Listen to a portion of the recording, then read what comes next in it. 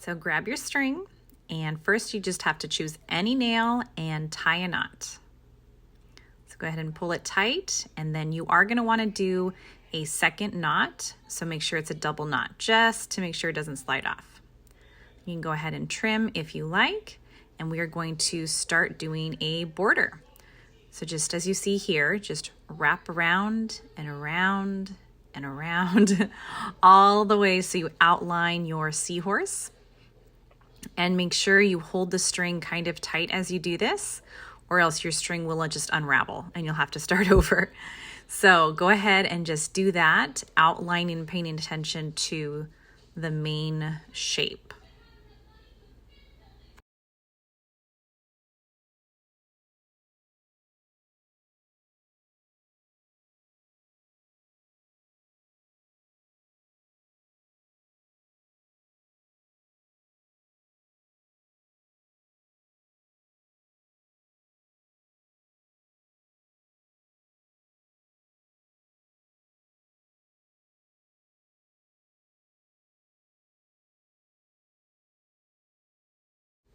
So the point of doing the outline kind of helps me know where I'm going and where to fill it in later.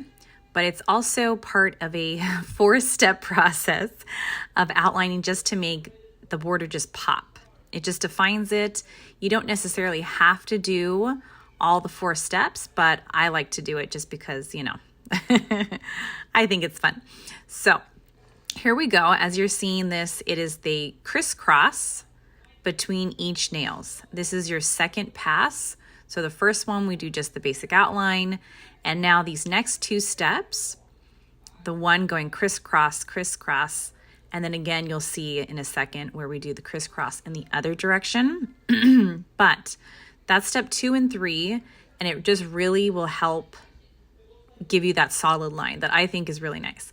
So just hold it tight and go around again for your second pass. Back and forth, back and forth, back and forth. And don't worry, it gets more fun from here. So this will be the second, and then you'll do it a 3rd time around. Basically, what you're looking for on your 3rd pass is to have an X shape between each of the nails. So just trust the process and keep going.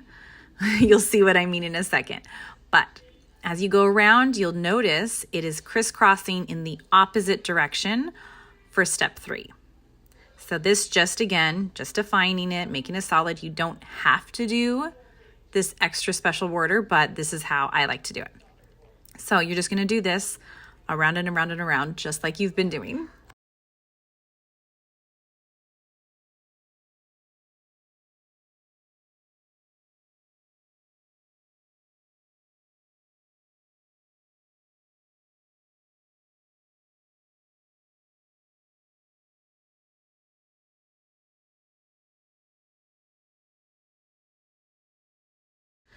So now coming up on the end of step 3, the last one is exactly like the very first one you did, but it will be on the inside border of the nails. So technically, another way of doing this is a figure 8. A lot of people sometimes just get confused, so I don't normally say figure 8. I just like to throw it in at the end once you've seen the pattern. So now that you can tell, I'm going backwards to be able to do it on the inside of the whole outline. So just hold it tight and go back again and again and again.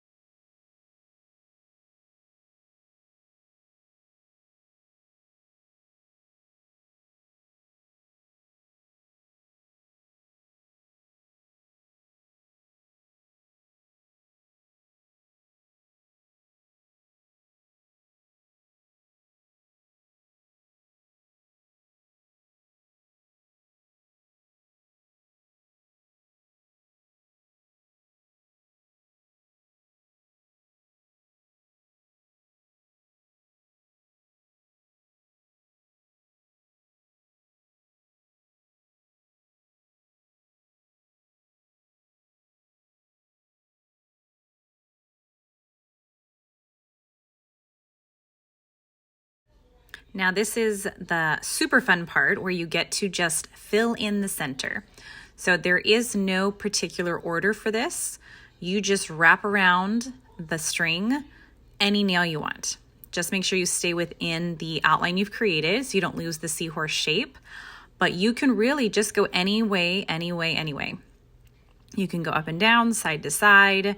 Yeah, use your other hand to sort of guide the string and hold on to what you've already done so it doesn't loop off. And just start going, making passes. You can stretch the string super far down the whole length of it. You can go in a semi pattern to start is what I normally do. I'll do a little bit like this that you're seeing right now. I'll go back and forth to sort of get a chunk of it filled in. And then I will change direction to get another layer on top and fill it in even more. And the string is especially fun because of the multicolors. But you're just gonna keep doing this for the entire section. And that's all you're doing is just fill it in like coloring.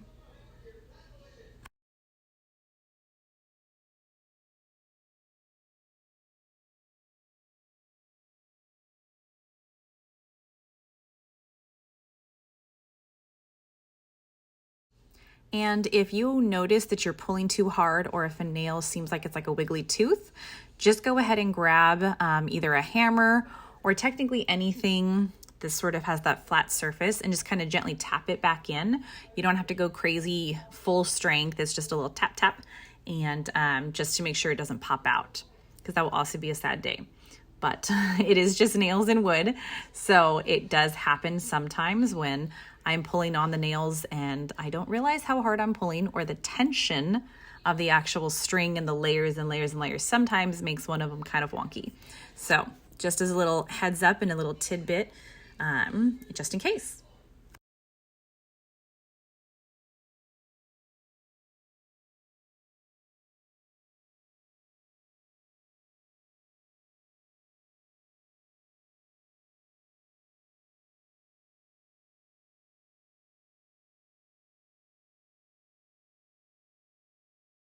Congratulations, you have finished filling in the center.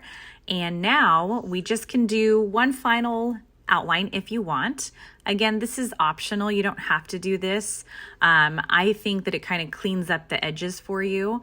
So if you have enough string left over and you want to, then go ahead and just do one final outline on top just to finish it and make it look extra pretty.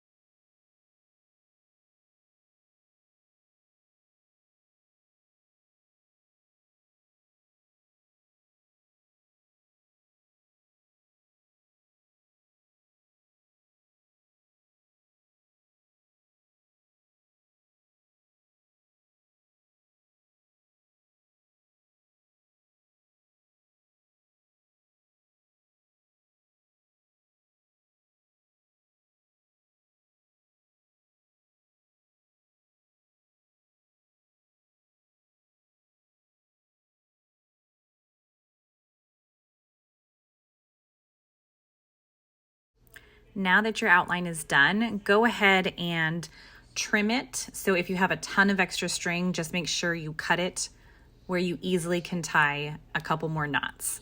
And just like the very first step you did, pick any nail, loop it, and tie it tight. Remember to tie at least 2 or 3 knots to make sure that it doesn't come undone. then you can go ahead and trim, but keep about 1/4 inch or so, and then just tuck it in, and you are all set. You have strung your seahorse, and I hope you had a wonderful time doing it.